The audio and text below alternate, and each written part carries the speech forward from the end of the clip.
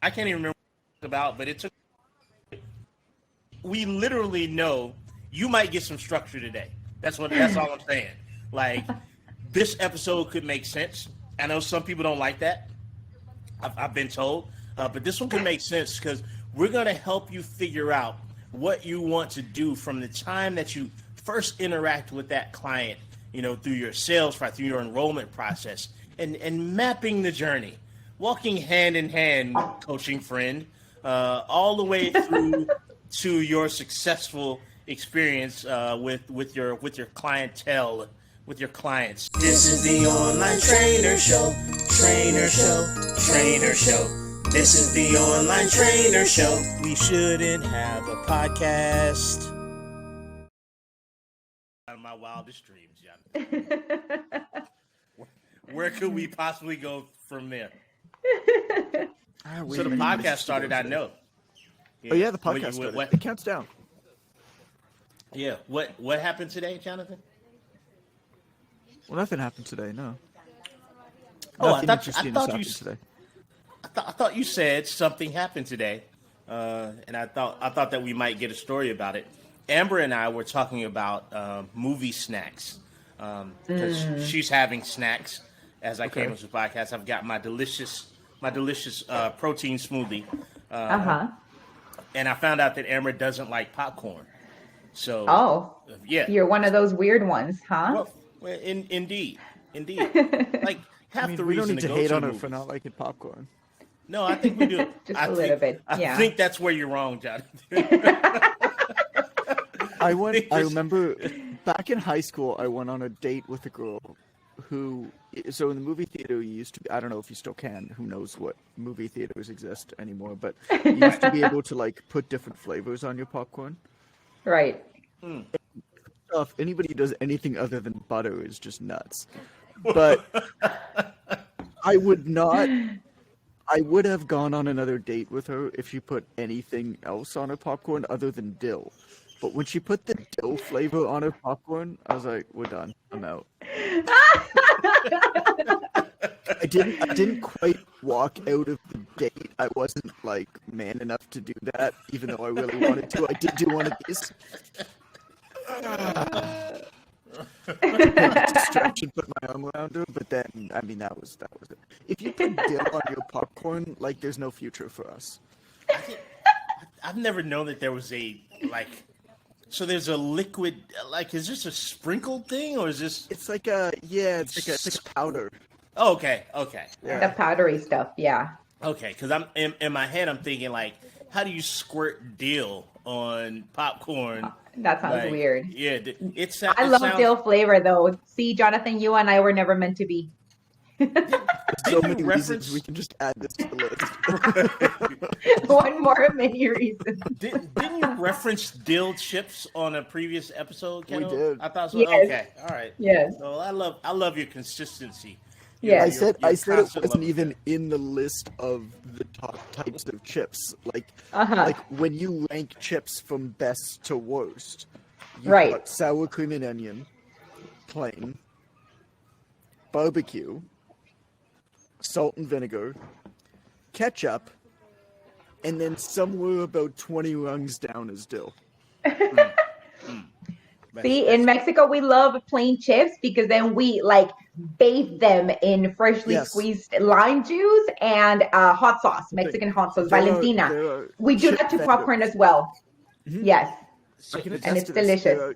There are chip vendors that exist here. There are guys with carts that sell little bags of chips, like the same like little bags of Ruffles or Lay's or whatever you get, and they cut them sideways.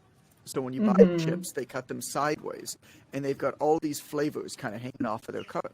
And they cut them sideways, and then you say whatever flavors you want, and they basically like slather all these disgusting flavors. Like Mexicans do a really good job in just taking something unhealthy and pushing it over the top.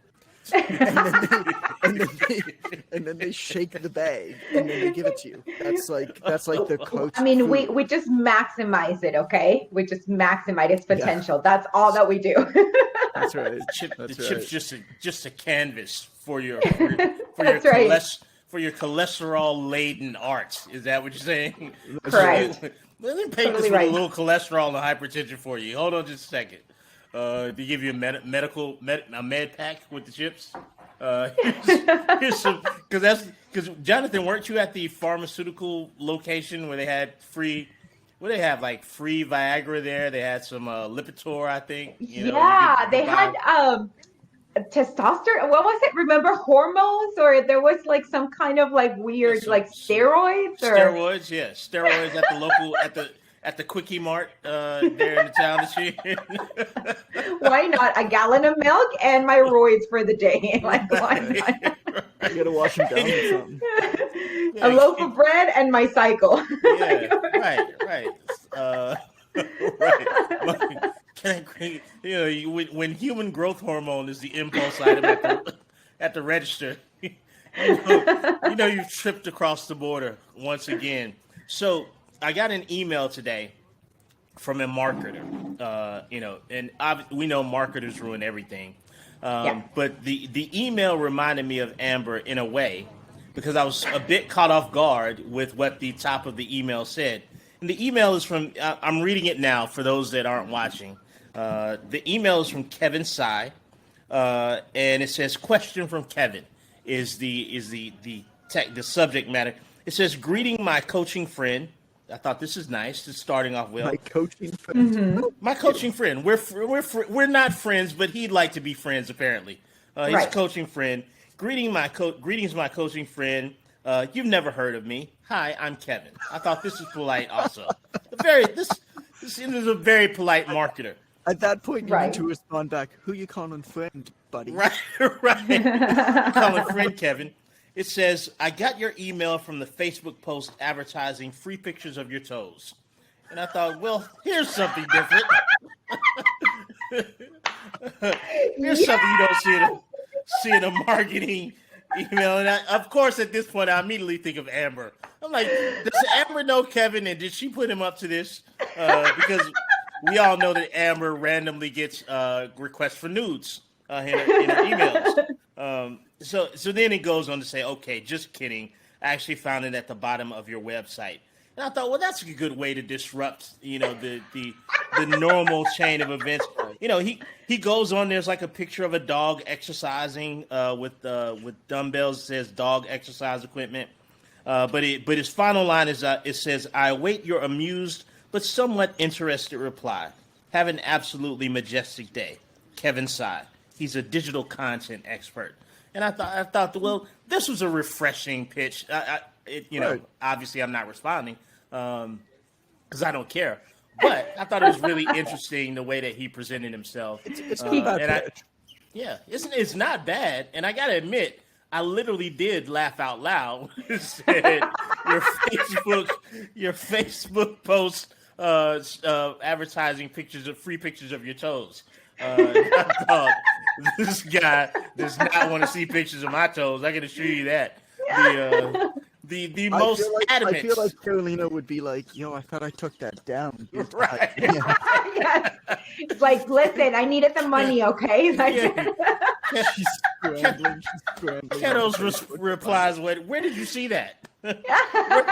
where exactly on Facebook is it? Are they still hiring?" Right. Absolutely. So I've got to move my shoes. So that was a refreshing foray into marketing for me today, cool. and it's interesting because it has absolutely nothing to do with our topic, which is I got to fix my camera here for the people. People on the podcast can't hear me properly if they can't see my face, or imagine where it might be in the frame. That's how podcasting works. That's how podcasting works, obviously. But we were going to talk about journey mapping today, like like taking your client, and this is news to Keto. That's why I have no idea what you're talking about. It's like the long side from Keto, because once again she decided to opt out of the planning process for this episode. Okay, so here's my very legitimate reason. And that's why my name today is New Phone Who This, because it's totally true. I changed my phone and I forgot to download my Slack again, so I'm not getting notifications on my phone. It just hit me today when you guys were making fun of me in the Facebook Messenger portion of our conversations. I'm like, oh, so that's why I'm like just phasing out. So anyway, I don't know. I might do it. I might get Slack or not. I don't know.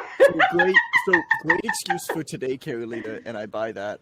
But for anybody who doesn't know, every Tuesday and Thursday morning when we record, there's a message in the podcast channel in Slack that we're all in, where Amber says, "Hey, cool kids," or "Hey, cool cats," you know, any good topics today. Cats and kittens. Whatever it is. And so I scrolled up that thread to look at like all of them week past. And in Slack, if you've ever used it, you have a little face like icon. Mine is like a sketch. Everybody else uses like an actual picture of theirs. Mine is like a sketch of my face. And inevitably, on literally every single post, week past, the three faces that appear are, you guessed it, Amber's, Ren's, and mine.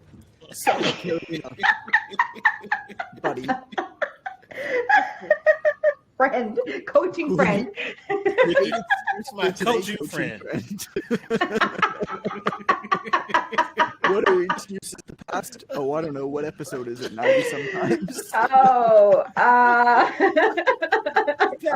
get snap. Other 89 times that we've done this, what I happened? get a lot of I feel info. very attacked. I feel very attacked right now. You should feel that. So Keto, I'm curious, what kind of phone did we get? Are you still on Team Android, or Totally Team Android forever, because I refuse to give Apple any of my money. I got the Samsung S21, the newer one. Ooh, I don't nice. Yes. That sounds nice. So we can expect some lovely bikini pics, I'm guessing. Of course, the season is upon us. I know it's that time of the year again. When does your bikini season actually expire, Keto? What's my concern? You know what? I'm a free agent. I flow with the wind, and it ends when I say it ends. It starts when I say it starts. I often wonder, how is this Canadian woman taking bikini pictures outside in the dead of winter? Like it doesn't seem to be a seasonal event from what I can tell. But I appreciate your consistency, Keto. Thank you. Thank you, Android, for all the pictures that we've yet to receive on the interwebs, and all of the amazing responses that Jonathan Goodman will be giving over the course of this summer to those pictures. God. I.e., that's a really clean floor. Or thanks for letting me know. Yes. Jonathan gives the best remarks. So we've got things to talk about. Amazingly, yesterday, the sort of I can't even remember what about, but it took. We literally know you might get some structure today. That's all I'm saying.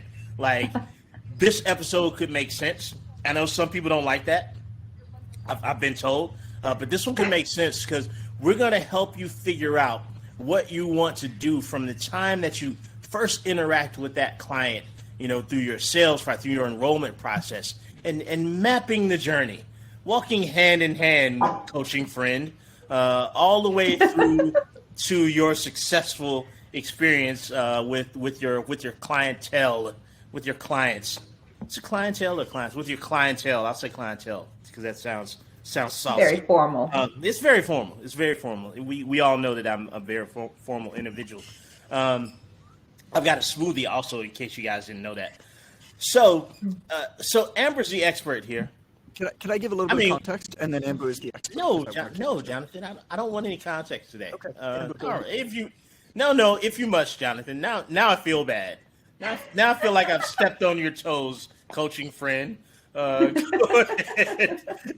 ahead and explain, Jonathan, my coaching friend. There's probably the worst comedy skit in history is an Adam Sandler skit that literally goes, it's like, who you calling friend, buddy? Who you calling buddy, guy? Who you calling guy, friend? Who you calling friend, buddy? And it's like 3 minutes of that. It's horrible. I'm not your fringe buddy guy. It's not unlike 3 minutes of this podcast. It's awful. If I can be perfectly honest with you. Yeah, just it's terrible. also Adam Sandler, so of course it's awful. There are very few things that are more of a waste of your time than this podcast, and that might be one. Very few. That one. Look it up on YouTube when you're done this, of course. What I want to say is, when we're talking about onboarding, we're talking about onboarding new clients, and there's two pieces, and I know Amber is really going to get into in detail. Amber is really going to talk a lot here. She's excited, loving it. She's excited about it. Once Amber stops covering her face, Amber has literally changed her pigmentation since I mentioned her name. Anybody watching on YouTube, the color of her skin has changed significantly in the last 30 seconds. So Amber's going to talk very soon. And Amber's going to talk about like meeting people where they are and taking them where they want to go, because not everybody who joins your program is going to start at a different. Not everybody who joins your program is going to start like at the same place, right? So you got to meet them where they are and recognize that, and bring them where they want to go. Case in point, which I'm sure Amber's going to talk about, we actually one of the changes that we made for version 4.0 of the Online Trainer Academy is we recognize that there are effectively 3 different groups of people who go through the program, and we created 3 different study tracks. Ooh, as opposed to saying everybody's got to start on chapter 1 and go through it the same way. Nah, it doesn't make sense. Because somebody who's brand new to online training that's confused at where to start is very different than somebody who's been doing it for a while and it's not really working that well. It's very different from somebody who's been doing it for a while and it's working and they want to scale. Mm-hmm. Same materials. Some of the stuff you're going to kind of ignore, and then you're going to go through other stuff in a different order, right? Anyway, but the other part of it, because Amber's going to talk about that part. So the other part of it, it's great. The other, yeah, like it never not works. Like every time you mention her name, it works on her face, and I'm expecting her to get used to it, but it never not works. Like what episode is this? Like she's bright red every single time. It's amazing. It's like it never wears off. My wife, for those of you who don't know, my wife is Chinese. I mean, born and raised in Canada, but she's Chinese. And Chinese people often can't metabolize alcohol. And so we'll share, like neither of us drink very much, but we'll share like a mojito, like a dog. Man, who let the dogs out? That dog's angry. That's a pissed off dog. So every single time that of us, that she has any kind of alcohol, it's not just her face, her entire body just turns into a tomato. Really oh my gosh. We gotta have that effect. She might be getting intoxicated, but it's really funny. She gets red. Or when she gets, Caroline, you gotta get intoxicated with her. I want it. She starts pointing out obvious things as if they're the most like unbelievable new insights. It's great. John, I just realized that. Okay, I know I've had a bit to drink, but like John, I just realized that memories are sometimes fleeting.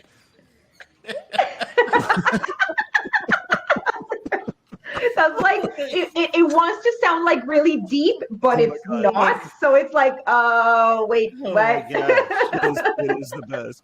Anyway, all of this to say, the other piece of the puzzle beyond what Amber's going to say is when you're onboarding somebody, understand and actually map out all of the different touch points and try to optimize them. Every time you communicate with a client, every time that they get a message from you, every time that they should get a message from you, down to like the receipt to their payment, are all opportunities to communicate better, to go above and beyond, to maximize details. Pay attention to the messaging the entire way. Go through the entire process as if you're a new client from their point of view. What are they thinking right now? Do they feel like they just made a mistake? Do they feel like meet them where they're at, right? And guide them. There should be, from the minute that they pay, there should be zero confusion over what the next step is, when I'm going to hear from you, how I'm going to hear from you. From that second. Because if you pay for something, particularly if you pay for something on the internet, from somebody you don't really know that you're nervous about, and then you don't hear from them in a day, you know in that day you're working on that program, they're worried that they got scammed. Right. So you got to 100%. really think about these things. So I think that comes into play with onboarding too. But anyway, Amber, your turn. Go for it. Yay! You're so quiet man. though. You're super quiet. You're really You gotta- quiet. You need your microphone. Oh, good. She's like, serves you right, peasants. And now she's gone. She's Is totally it back. any better? Oh, yeah. Yeah, that's Yeah. 100% Amber right there. Oh yeah. turn It your was mic the on. same port. I don't know. Whatever. Oh, okay. So, I mean, I wasn't expecting to talk today. I was hoping to work on version 4, but I guess that's not good. It's all you, baby. On this one, I read the email that's coming out that Geraldine put together where you actually talk about exactly this. You talk about like it's actually this episode is the email that I reviewed and approved this morning. Which well, was- because it was Ren's idea, I kind of hoped it would be. But fine, I will talk. I'll talk about it a little bit kind of from the perspective of what we've been working on with version 4. And, you know, what we've done is, I mean, exactly with what Jonathan was saying, is mapping out from beginning to end everything that they're going to experience and having to look at every single thing from a novice perspective, because we tend to assume a lot of things or use language that we are comfortable with, but clients may not be comfortable with. And along the way, we end up creating a bad experience because we don't look at it from their perspective.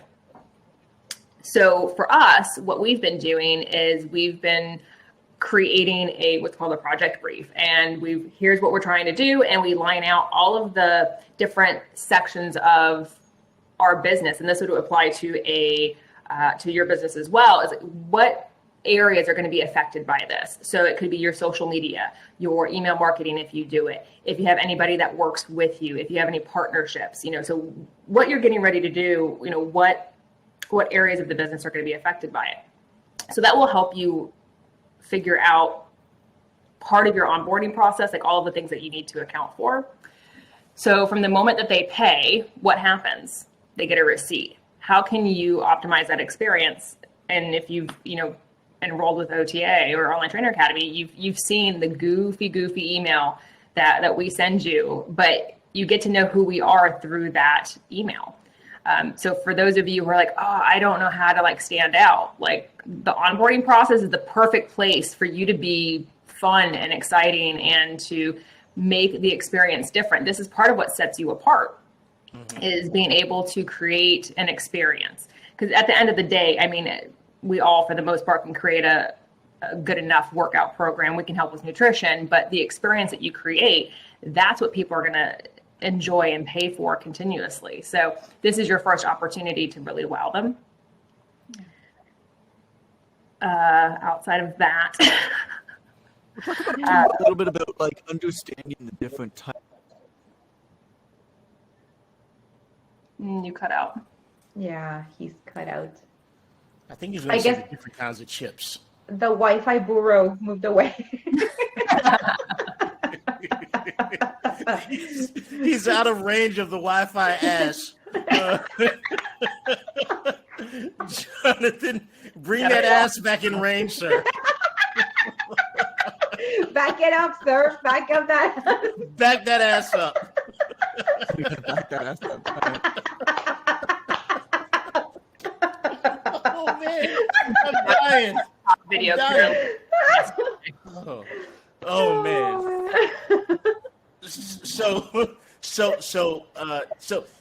in terms of creating that, this is your first opportunity to create a unique experience when the person actually gets a receipt.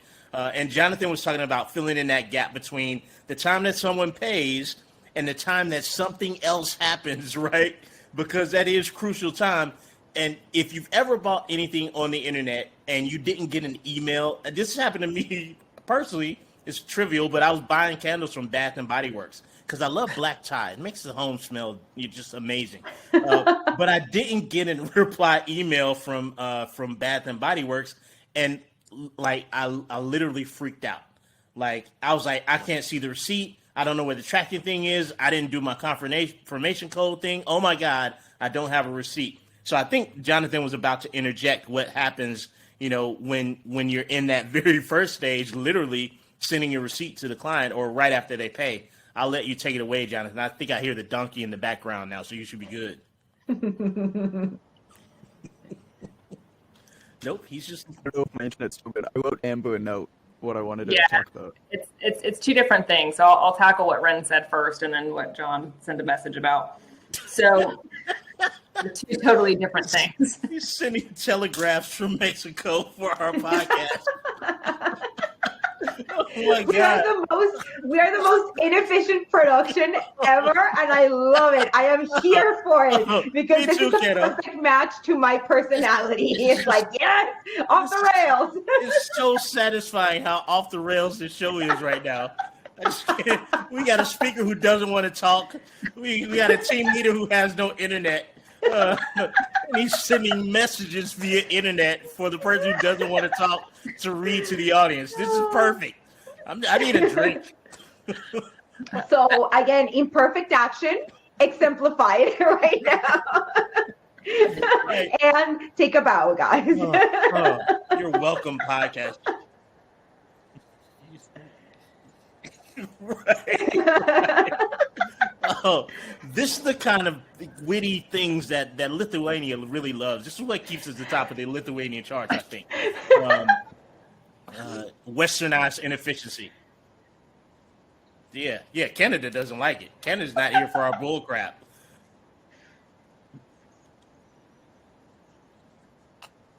Right. Wow. I didn't know there were 250 health podcasts that in existence. But we're 251. Right. And we're 254. We're 254. Number 250 I'm sorry, Amber. I didn't mean to interrupt you. Please continue. Oh, no, by all means. You can interrupt me. And I forgot what your question is, so I'm going to go back to John. So John. That's all right. Different types of clients and how to start with them, even though they have different goals. So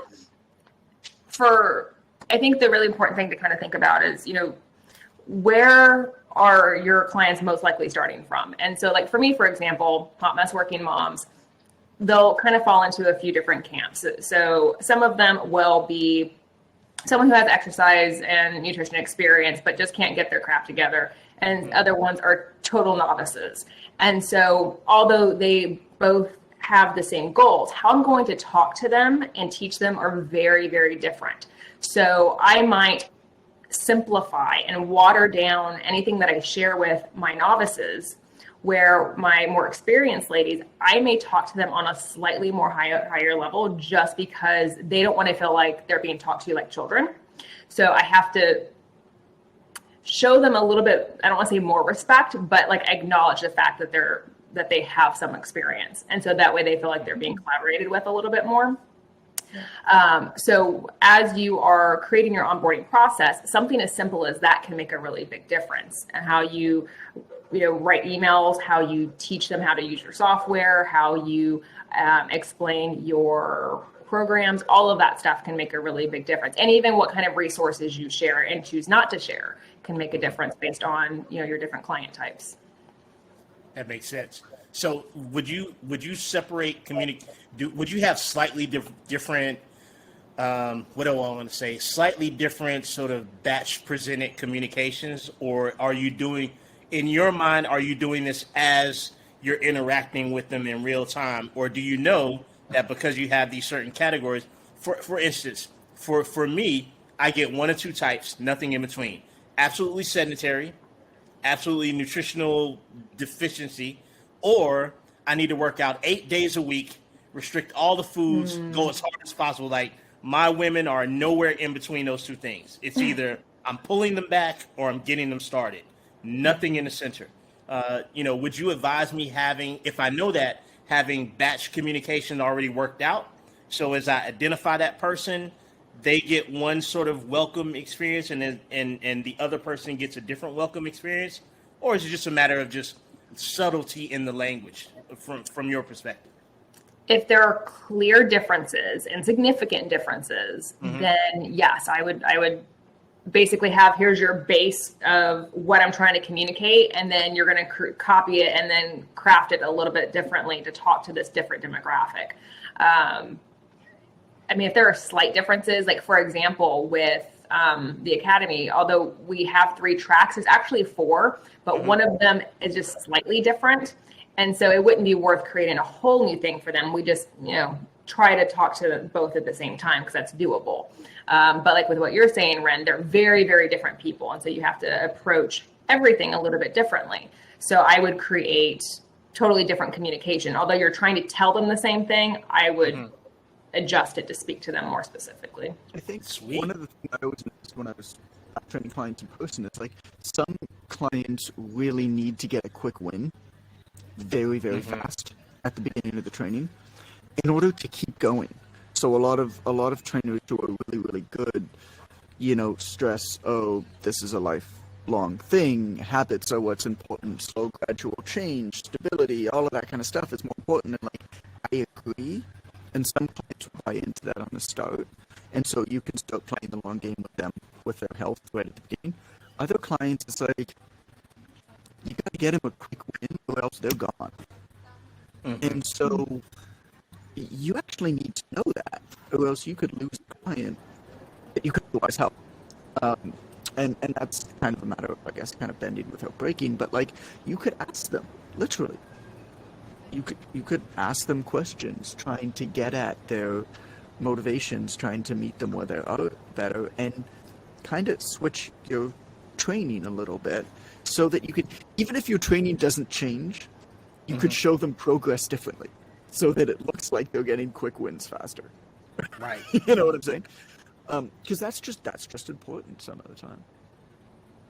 That makes sense. A lot of students will struggle with, they're so keen on teaching what's correct that they miss really addressing what the client is telling them. And so I kind of call it an ethical bait and switch, right? Like we have to help them achieve something that is important to them. So we have the opportunity to teach them what they really need. So we have to understand what it is that they need from us and be able to do both. And we have to let go of our ego a little bit and design something that is going to help them feel confident and to build trust with us. Because if we're just baby stepping it the entire way and they're not going to see results that way for 8 weeks, although it's maybe the healthier way to do it, they're going to, leave because they feel like they're not making any progress. So 2 things is helping them have an aha moment early on. And then also, setting clear expectations and communicating properly throughout the way. So I know we've talked about this before, but around week 3, if you know that they are going to get frustrated because they're tired, they're sore, they're hungry, they're frustrated and their scale hasn't changed or whatever they're wanting to accomplish hasn't made any progress yet, or, even gotten worse a little bit for whatever reason, preset a video explaining hey, around week 3, you're probably feeling like this, and that's okay. And that's normal. So you have to think about all of those different highs and lows that are happening throughout their experience and figure out how to maximize the really positive things that may be going on and how to counteract the negative things that may be going on. Back to Carolina's book, what is it? The Power of Moments.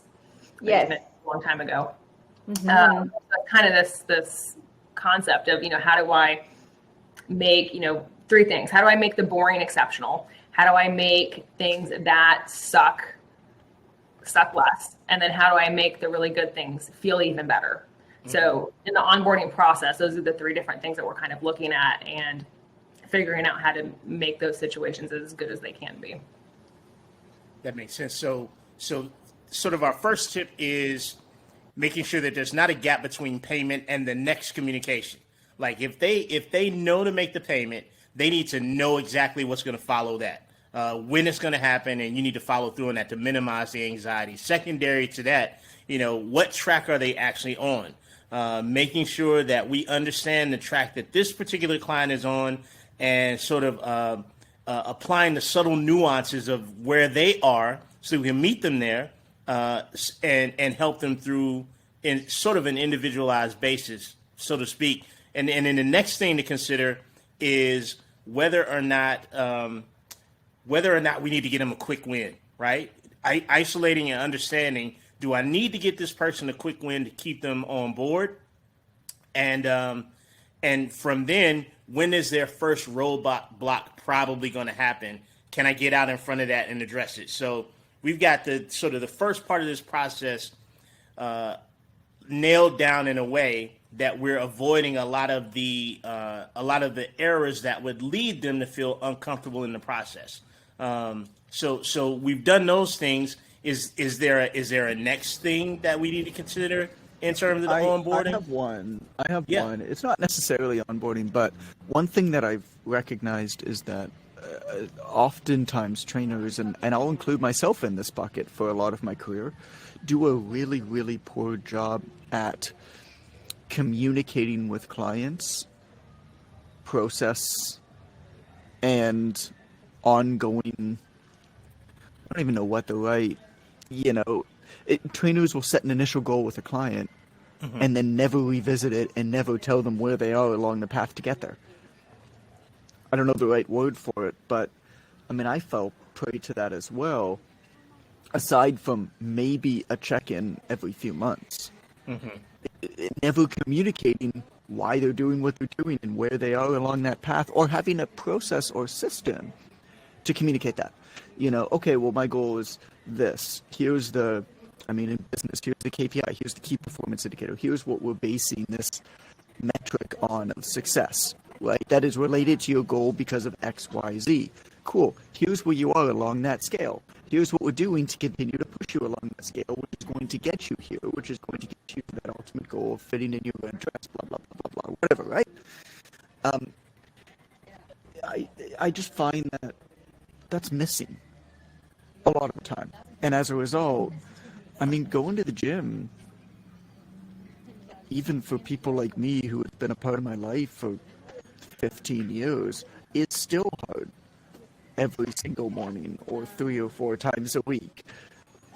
You got all this other stuff going on and it's not your job. It's hella hard. And if it feels aimless, it's even harder. So how can you make that easier for somebody by providing that aim, by communicating them ongoing? And again, different people are different. Some people like quantifiable metrics. I don't. Some people need the story a little bit more. Some people just need a message every now and then saying you're doing great. Great trainers recognize this kind of stuff in their clients and build it into their program and system. That makes sense. And Amber, I hate to Kanye West you, but I'm gonna let you finish. But I want to go to Keto because she's a person who does things. Can we talk about how that was the best moment in? It's amazing. One of the best moments in entertainment history. I remember watching it live. I think Unfolded. Yeah, right? And I was like, what? I was like, what am I seeing happening right now? Like, I thought they had people at the stage that prevented people from getting on the stage, but apparently that's not the thing. In any case, if you're Kanye West, you just get up on the stage. I'm gonna let you finish, but first, in any case, you finish, but you shouldn't have won that award. Right, but you shouldn't have won. You suck, and Beyonce is awesome. I'm sorry. Go ahead. Finish now. So Keto, do you find that you are, to Jonathan's point, right, sort of staying in contact of what's happening with the client? Do you find that because of your methodology, because you get up in the morning, you meet your clients, your online clients, do you find that because of that, there's a lesser chance that your clients sort of drift? Like, are you in better contact because of the fact that you're doing it the way that you do it? Like, how does that work for you? I'm just Yeah, curious. I think accountability is easier because you, like, my clients know that they're expected to be there. And when they're not, we all like, hey, where are you? We missed you, kind of. And they're like, I woke up late, finishing workout after, right now after work or whatever. Like, so at the moment that you're part of a community and the entire community is holding you accountable and kind of like reining you back, that's pretty powerful, right? Because, and also it's helpful because it's not just me, the trainer, kind of like barking at people. It's teammates kind of like calling out on each other or offering to help each other or whatever. So that's pretty cool. And yeah, like I think that in this whole process, like what we're talking about, like accountability and what Jonathan is saying, like with having the specific goals, the entire energy of what you are doing with a client changes the moment that you are both focused on a common goal. Like if you don't have that and it's all aimless and kind of like, well, they just want to stay healthy and be fit, so whatever it is that we do is helpful, it's tedious. Like, I don't know about other coaches, but for me, for myself in my profession, I find it tedious because it's just like, what's the point, right? There is definitely an enthusiasm that comes from seeing certain metrics or certain non-scale victories, as we call them, and all the kind of stuff that comes from having a specific goal. So I prefer it, and that's what has worked best for my clients. Thank you, Catalina, my coaching friend.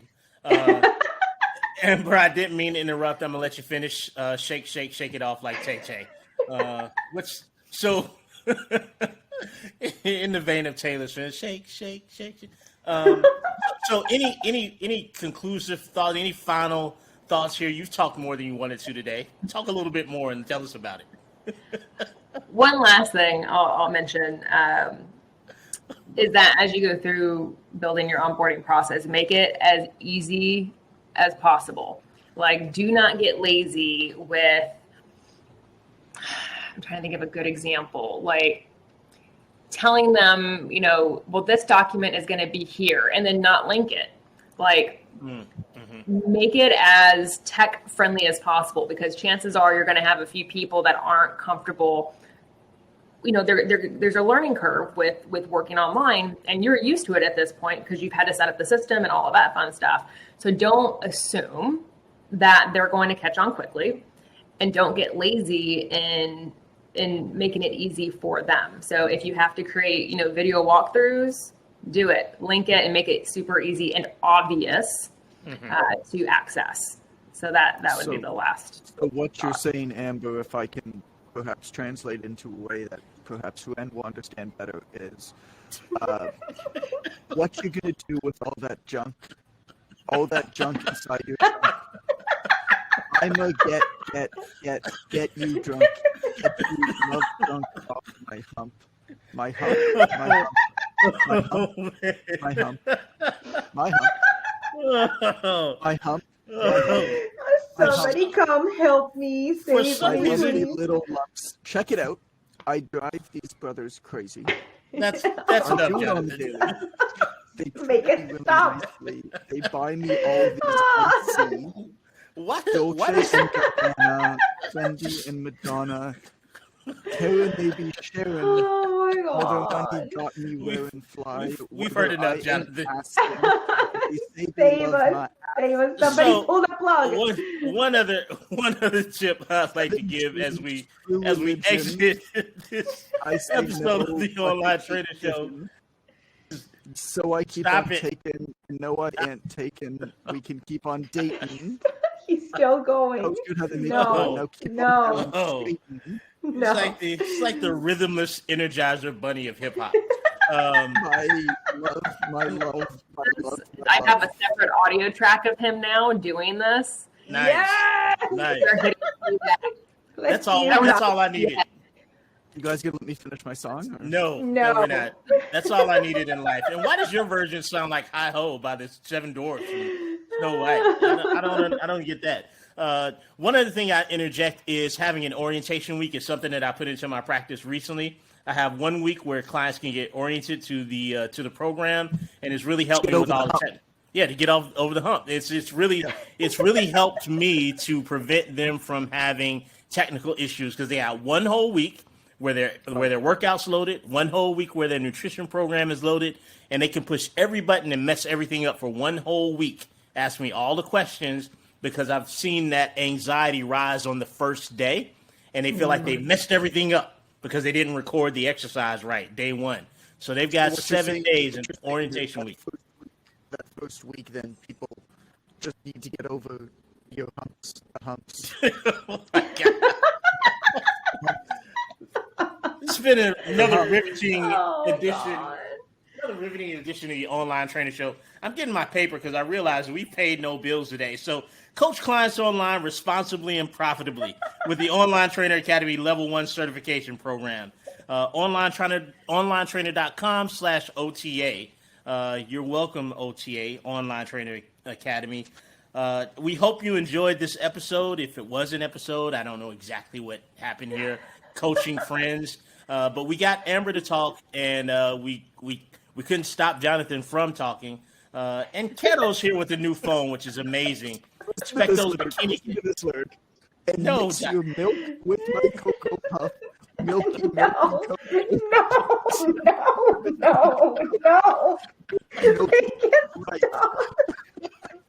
Somebody. I'm cringing so hard. Dr. Allison, if you can hear us, Save find us. Jonathan and take his phone away. Oh my God. It's No an more day emergency. drinking. No more day drinking for Jonathan. This is what happens. See? No more. Show notes can be found at onlinetraining.com/podcast for this episode.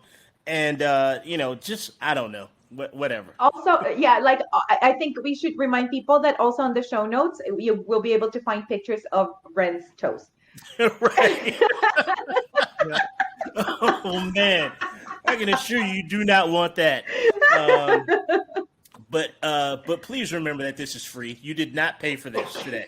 And then once you do find that, she's got me spending all your money on me. And the time on me, she's got me spending all your money on me.